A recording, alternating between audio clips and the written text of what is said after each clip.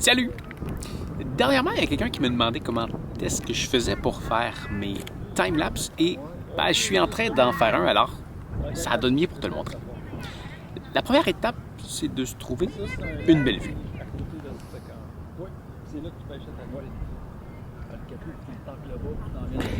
Et bon, maintenant que ça c'est fait, il faut installer la caméra.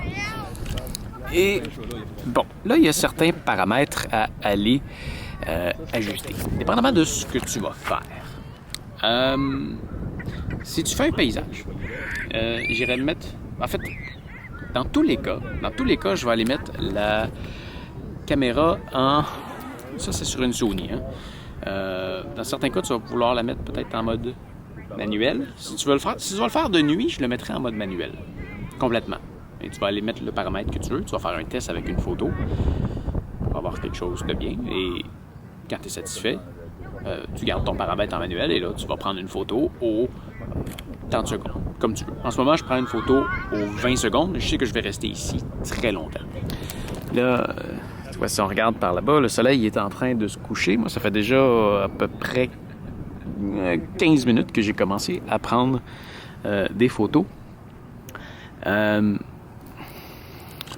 Moi, ce que j'ai fait, c'est que je l'ai mis en mode Aperture First. Le petit A ici, là.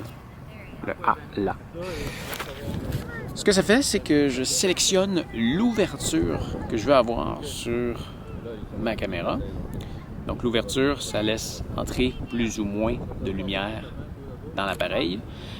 Et ça a comme effet de changer la profondeur de champ. Donc, plus l'ouverture est grande, plus la profondeur de champ est petite. Dans le cas d'un paysage, ce qu'on veut avoir, c'est une ouverture petite pour avoir une profondeur de champ grande. Dans la profondeur de champ, c'est ça. Là, tu vois... Hein? Tu vois-tu ma main? Peux-tu avoir ma main? Non, on a de la misère. Mais regarde, tu vois, on voit bien le paysage et mes doigts sont flous. Ça, c'est la profondeur de champ qui fait ça. Quand on a une petite ouverture, on aurait plus de chances de voir mes doigts clairs et le fond aussi clair. Donc, tout ce qui est clair va être plus grand. La partie claire de ta photo va être plus large. Par contre, je me dirige vers la nuit. Et le but, c'est que la majorité de mon timelapse va être de nuit. Alors, là, je vais faire un sacrifice. Là, je vais prendre l'ouverture la plus grande pour capturer le plus de lumière la nuit, parce que la nuit, il y a moins de lumière qui rentre. Donc, là, j'ai mis ma caméra. Ça va changer d'une à l'autre. Mais là, tu vois, je suis en mode d'intervalle et il y a une photo qui se prend aux 20 secondes. Ce qui va se passer en Aperture First... moi, j'ai été mettre mon ISO manuellement à 100 parce que je veux pas qu'elle bouge, jamais. Et j'ai mis mon ouverture à f1.4, comme tu peux voir. Et là, c'est la caméra qui va choisir à quelle vitesse d'obturation la photo va se prendre. Donc là, on est à 1 2500e. Je pense que quand je suis parti, il commence déjà à faire un petit peu plus noir, ou c'est juste parce qu'il y a un nuage qui est en train de passer. Ben là, tu vois, ça varie. Ah, 3300, c'était ça tantôt? Regarde, tu vois, ça varie entre 3300 et 2500. Donc là, ça va bouger comme ça toute la soirée. Et la vitesse d'obturation va ralentir tout au long de la soirée. C'est-à-dire que la photo va se prendre sur une période de temps plus grande tout au long de la soirée jusqu'à temps qu'on arrive dans la nuit.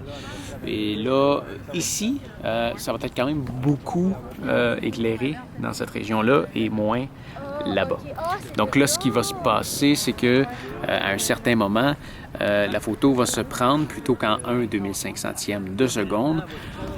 Elle va peut-être se prendre en 3 ou 4 secondes. C'est la caméra qui va choisir pour garder un bel éclairage selon son bon jugement. Et chez Sony, j'ai fait le test dernièrement à Montréal sur un coucher de soleil et elle a un bon jugement, ça l'a super bien été. Mais ça change d'une caméra à l'autre.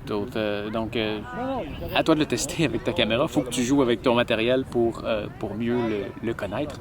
Mais essentiellement, moi, c'est ça que je fais. Je le mets en mode Aperture First et je la laisse partir longtemps. Autre chose, c'est très important de ne pas toucher à la caméra pendant que tu l'utilises. Le moindre mouvement va un peu scraper ton time-lapse. Il ne faut pas que j'accroche le trépied, je veux pas jouer avec. Et là, comme ça va être très, très long, je pense vraiment passer la nuit ici et peut-être je verrai si je reste jusqu'au lever du soleil. Peut-être, on verra. Je me suis amené du linge pour rester au chaud. Parce que si tu veux en faire un de nuit, même s'il fait chaud le jour, nuit et dehors, ça peut être froid. Je me suis amené, tu vois, un matelas pour être confortable. Il annonce un peu de pluie. On va voir s'il va en avoir. Donc, je me suis amené un parapluie pour tenir au-dessus de la caméra si jamais il pleut. Et l'autre chose, je ne sais pas si tu as remarqué, il y a un fil à côté. Ça, c'est pour le charger. Donc, je l'ai amené à une boîte, une batterie portable. Donc, la batterie recharge la caméra et avec ça, je suis certain d'en avoir largement assez pour le temps que je veux prendre mes photos. Sinon, parce que sinon, je dois enlever la caméra du trépied pour changer la batterie et le risque que la caméra ne soit pas placée exactement de la même façon qu'avant que je l'enlève est très élevé. Donc, si j'avais besoin de faire quelque chose de plus long, oui, c'est certain, j'ai d'autres batteries pour ma caméra dans mon sac, mais là, je me serais amené peut-être une autre batterie de recharge pour faire de quoi de plus long. Mais avec ça,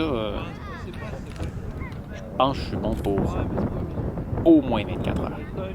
Au moins. Alors, c'est largement suffisant. Donc, c'est ça. C'est comme ça que ça se fait, un time-lapse. Alors, j'espère que tu as appris quelque chose. Et on se revoit bientôt. Allez, salut! Enfin, si je peux te recommander quelque chose après coup, il y a une petite suggestion que je peux te donner.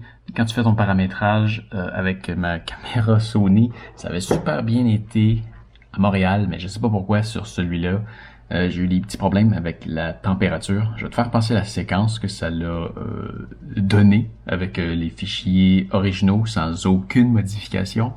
Et tu vas voir que rendu dans la nuit, là, elle a eu un certain mauvais jugement par rapport à la température des blancs. Ça l'a varié énormément et ça a été beaucoup de travail à corriger. Je vais te laisser voir la version finale éventuellement sur ma chaîne d'aventure, mais à l'instant, je vais te passer la séquence que ça l'a donné en RAW. Alors, bonne écoute et on se revoit bientôt. Salut!